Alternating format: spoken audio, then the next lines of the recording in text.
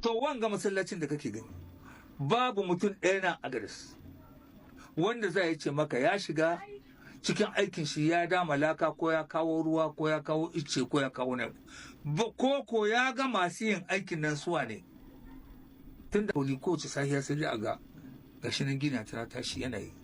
gina ga tanan kowace dare tana tashi ba wanda ya gane shi ya ce wanga gashi yana tare da lebura kaza ko ya ɗauko ɗan gidan wani kaza ya sa aiki sai da Allah kai tsawon masallacin da sufufan shi haka ya ƙare shi kuma malamin sunan shi malam zakariya amma nan cikin gidan sarkin aka bashi ya ta sarkin ya arma wadda ita ma tarihin su ya shiga cikin al'adodin da ya aza wanda ake yi kamar yanzu ga maulidi kin ga yanzu sallan maulidi na ce to akwai al'adar da ya dawama ma wannan da ya ta saraki da iyan saraki duka baki daya kamar yadda za a yi wannan maulidi kin rasuna annabi Muhammad sallallahu alaihi wasallam na sati da ake to iyan saraki can suke yi amma fura ake yi mai kyau amma ba a ba su fura mai kyau ta sama sai dai a ba su tsaki su ci an yanka raguna hanji ne nasu rabo ba su cin nama a yanzu da nake maka wanga zance an Allah da cikin sati biyun ga haka da to menene manufar wannan manufar shi al'ada ce don saboda kai ya buturar da cewa a'a in yan uwansu za su shi sai an yi kayan bid'a a ciki ka gane al'ada ce tasu saboda kamar foro ne yanzu kai kana gidan sarauta karwa kana alman wani babban mutum in ka ce mata ga nan muna zuwa ai to za ka maka mai ɗan karin daɗi wanda za ka ci ko yau to wanga ba haka nan bane da yake ka san shi kowace tahiya akwai addininta akwai al'adarta kuma a tahiyar nan ma akwai foro a ciki ana fora mutane don saboda rayukansu su rage gujijewa ka lura ko to malam zakariya shi ne yi wanga masallaci dogo malam zakariya ake ce shi kina nan ya rasu kasa agadis amma ga abin da muka ji mutane suna cewa anguwa ma guda su kuma aka bashi dan akwai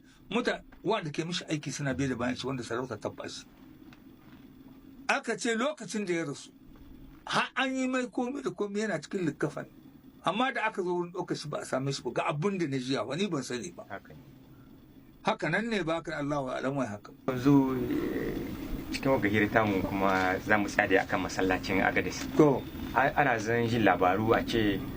lokacin da aka tashi kamar gyara masallaci ko an zo an sa wani suminti a gyara ko talaka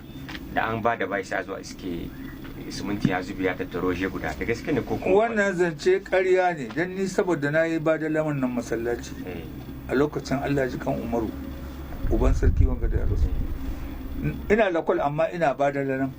ina lebara yanzu mu ɗauki laka in aka yi a bamu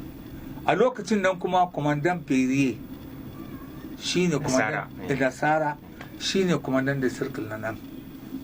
shi ya fara sa a gyara masallaci a gyara gidan sarki a yi yaɓe a yi shahi to wannan masallacin liman na sarki shi ne aka sa da shi da malamai su ne wakilan fara aikin wannan masallaci ni ina ciki muka yi shi muka shahe muka yi komi an zo ƙarshe sai wani mason ya ce maliman ya kamata a yi ɗan siminti a shaho daga can sama saboda kan ruwa su zo tsawon nan nashi wajen zakwato ya zube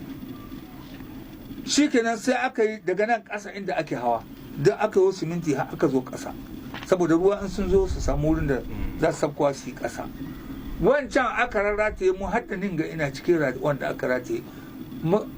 muna ɗauke da siminti mason suka shafa siminti bakin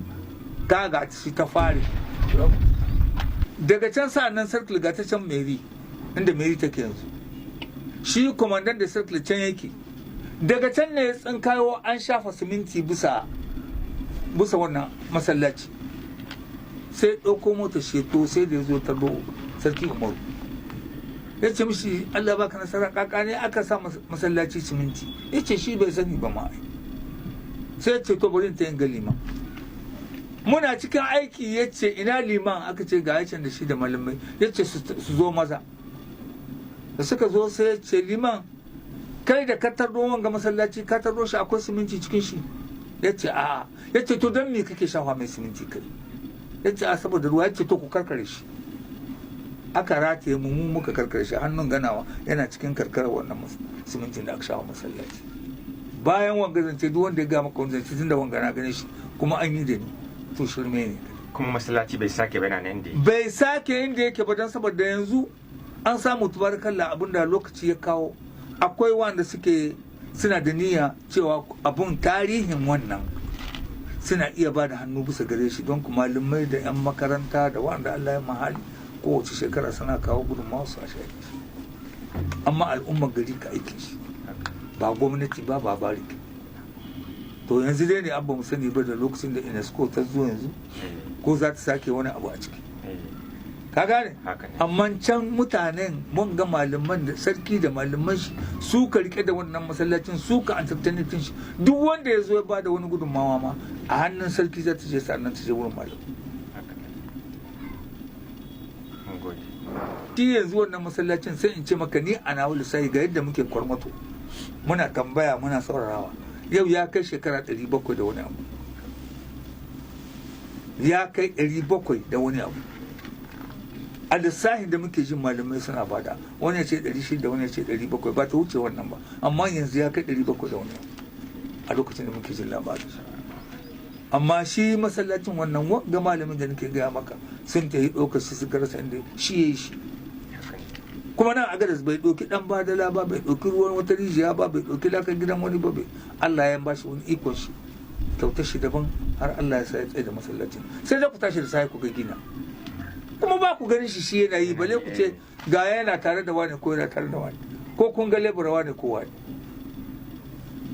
Al'amari ne wanda ubangiji Allah ya girka shi da kanshi cikin ikon shi, kuma gashi nan mun gode ya yi wa muna cin albarka ne.